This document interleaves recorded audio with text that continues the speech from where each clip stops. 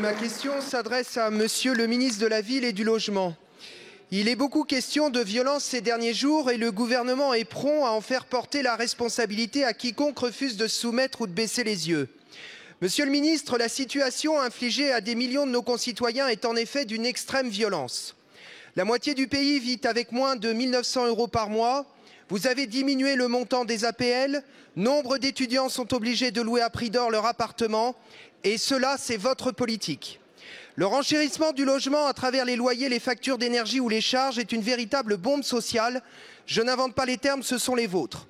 Le manque de logements sociaux est criant.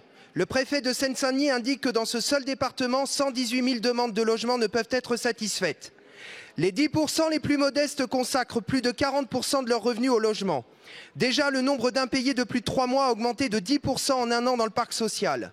Les expulsions locatives reprennent de plus belle. Il y a 2 fois plus de sans domicile fixe qu'en 2012. À cela s'ajoute l'explosion de tous les prix en 2023. Électricité, gaz, les habitants de logements collectifs sont exclus du bouclier tarifaire des particuliers et toutes les charges explosent.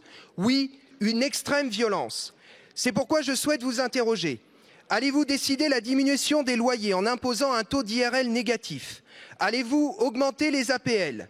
Allez-vous décider le blocage réel des tarifs de l'énergie et le retour aux tarifs réglementés pour tous?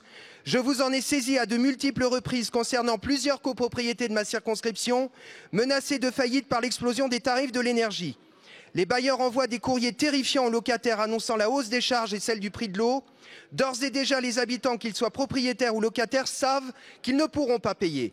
Monsieur le ministre, vous avez le pouvoir et la responsabilité de désamorcer cette bombe sociale et je vous remercie d'indiquer si vous envisagez de prendre ces premières mesures d'urgence, pratiques et immédiates.